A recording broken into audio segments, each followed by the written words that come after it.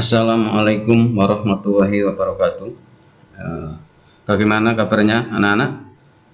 Saya berdoa mudah-mudahan kalian selalu berada dalam lindungan Allah Subhanahu wa Ta'ala, sehat walafiat semuanya, sehingga bisa mengikuti pelajaran jam kedua pada hari Kamis ini. Setelah tadi jam pertama selesai, sekarang dilanjutkan dengan jam kedua, yaitu pelajaran bahasa Indonesia. Bagaimana anak-anak? Pak Anwar berharap walaupun kita belajar secara daring, yaitu belajar dari rumah menggunakan media sosial berupa HP Android ini, Pak Anwar berharap kalian tidak kesulitan di dalam mengikuti pembelajaran yang disampaikan oleh Bapak Ibu Guru, termasuk kali ini yang disampaikan oleh Pak Anwar berkaitan dengan pelajaran bahasa Indonesia. Anak-anak, Pak Anwar mengingatkan bahwa pada pertemuan pertama yang lalu kita telah mempelajari tentang, masih ingat, berkaitan dengan berita, yaitu berkaitan dengan masalah pengertian, ciri, dan jenis-jenis berita. Baik, sekarang selanjutnya kita akan membicarakan tentang struktur dan kebahasaan teks berita. Apa struktur itu? Coba mungkin di antara kalian ada yang bisa memberikan informasi kepada teman-teman kalian, baik melalui WA, grup. Iya, struktur itu bahasa lain, bahasa sederhananya adalah susunan, urutan. Ya, jadi struktur itu ada bahasa lain, urutan, susunan, atau sistematika. Dan yang kedua nanti yang akan kita bicarakan adalah kebahasaan dari teks berita. Berarti hari ini kita akan belajar dua pokok pelajaran ini, struktur dan kebahasaan daripada teks berita tersebut. Anak-anak, kalian telah mengetahui apa yang dimaksud dengan berita, kemudian ciri-ciri berita itu bagaimana, sudah disampaikan Pak Anwar, dan jenis-jenis berita. Baik, struktur atau susunan berita itu seperti ini gambarnya, piramida terbalik. Yang paling atas itu judul berita, ya, judul berita. Yang kedua, teras berita atau leads. Kemudian tubuh berita. Yang terakhir adalah ekor berita. Tetapi yang perlu kalian pahami, misalkan kalian menemukan berita di koran misalnya, apa selalu berita itu strukturnya seperti ini? Apa selalu ada judul berita, teras berita, tubuh berita, ekor berita? Anak-anak, bagian yang di atas itu tentunya merupakan bagian yang paling penting. Jadi berita itu pasti ada judulnya, kemudian ada teras berita, ya, teras berita atau leads, ya, ini juga bagian yang penting. Kemudian tubuh dan ekor. Suatu saat ada berita itu, judul, teras berita, tubuh berita, ekor beritanya tidak ada. Tetapi yang namanya judul berita dan teras ini adalah wajib dalam sebuah berita, pasti ini ada, atau judul, teras berita, lead, atau tubuh berita. Ini judul, ya. Itulah struktur dari berita. Kemudian nanti kebahasaan dari teks berita itu adalah verba transitif dan pewarta. Pewarta itu memberitahu. Transitif, verba transitif. Verba itu kata kerja. Transitif, ada kata kerja transitif, ada kerja intransitif. Kalau transitif, masih ingat? Mungkin di SD dulu, di MI kelas 6, di SD kelas 6, transitif. Kata kerja itu ada kata kerja, verba itu kata kerja. Kata kerja transitif yaitu kata kerja yang membutuhkan objek. Sedangkan intransitif itu tidak membutuhkan objek. Perhatikan. Jadi bahasa dalam berita itu pada umumnya adalah kata kerja yang membutuhkan objek, atau bahasa lainnya adalah verba transitif. Kemudian kata kerjanya adalah memberitahu. Bahasa bersifat standar, bahasa baku, kalimat langsung. Kemudian menggunakan konjungsi atau kata sambung. Misalkan seperti dan, lalu, kemudian, oleh karena itu, dengan demikian, tetapi, bahkan, atau. Kalimat langsung, ya, kalimat langsung adalah kalimat yang langsung kita tirukan dari sumber berita, sumber orang yang mengatakan langsung, itu namanya kalimat langsung. Ada kalimat langsung, ada kalimat tak langsung. Baik, dilanjutkan Pak Noar dari sini.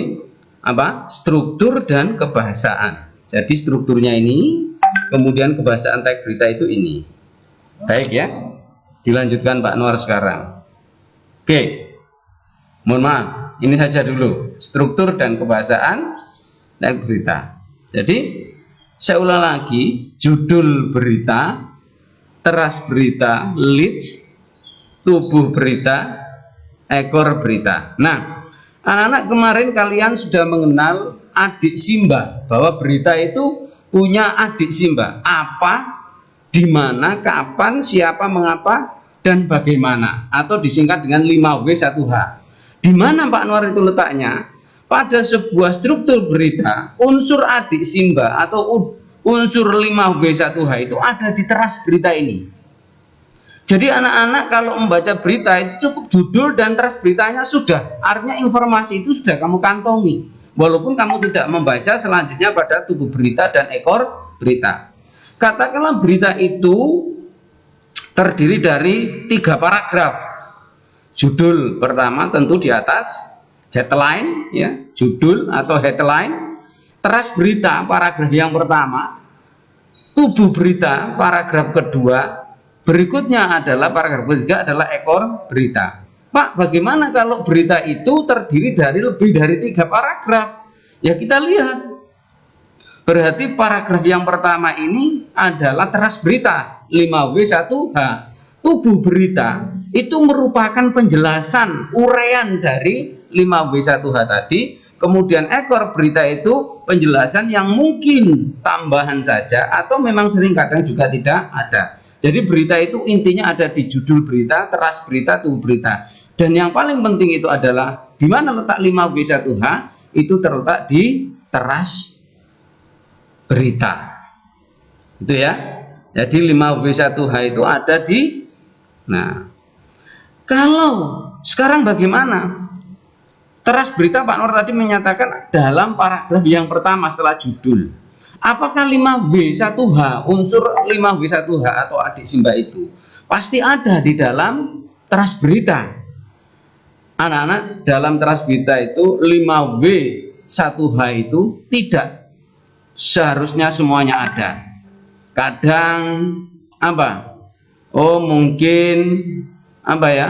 Dalam 5W1H itu ada, katakanlah mungkin kalau when, ketika, berarti waktu pasti, where, tempat pasti. Tapi kadang ada berita itu di teras beritanya itu tidak lengkap 5W1H. Jadi mungkin katakanlah kalian baca sebuah berita, nanti kamu cari di berita itu, oh ini tidak ada unsur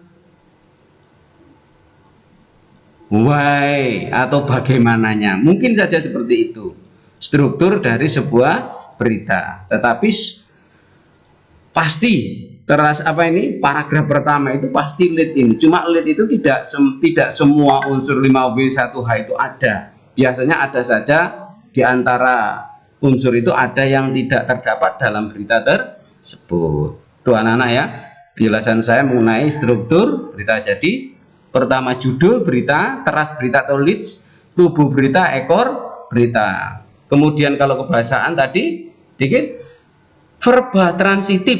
Verba itu kata kerja transitif, yaitu kata kerja yang tidak membutuhkan objek, seperti menangisi. Nah, kata menangisi itu harus dilanjutkan. Menangisi apa? Nah, itu namanya butuh objek. Contohnya mengupas. Mengupas apa? Kalau Andi mengupas, kalimat itu kita akhiri, orang tentu bertanya, mengupas apa? Kok tidak dilanjutkan? Pasti Andi mengupas mangga. Nah, mangga itu namanya objek. Jadi transitif itu pasti kata kerja yang membutuhkan objek. Bersifat standar baku bahasa Indonesia, kalimat langsung. Ada kalimat langsung, ada kalimat tak langsung. Biasanya ditandai dengan tanda petik, konjungsi, atau kata sambung. Saya kira demikian anak-anak penjelasan saya mengenai struktur dan kebahasaan teks berita. Nah, untuk lebih jelasnya kalian bisa membuka video di YouTube dengan link ini ya. Kalian ikuti mulai awal hingga akhir dan jangan lupa kerjakan latihan ini di buku Bahasa Indonesia halaman 14. Yang pertama kegiatan 1.6 nomor 1 dan 2. Kemudian soalnya jangan lupa ditulis. Kemudian buku Bahasa Indonesia kelas 8 halaman 17 kegiatan 1.7 nomor 1 dan 2. Itu yang harus kalian lakukan. Demikian anak-anak, terima kasih. Sebelum saya akhiri, bahwa bahan ini disarikan Pak Anwar dari buku-buku dan video internet yang sudah ada, yaitu yang pertama buku Bahasa Indonesia kelas 8 dikarang oleh Bapak Kosasi, kemudian program PowerPoint dari buku Bahasa Indonesia STAR ya, diterbitkan oleh Intan Pariwara, ditulis oleh Ibu Ika Setianingsih, dan yang terakhir adalah website internet ini. Demikian anak-anak, kurang lebihnya mohon maaf. Assalamualaikum warahmatullahi wabarakatuh.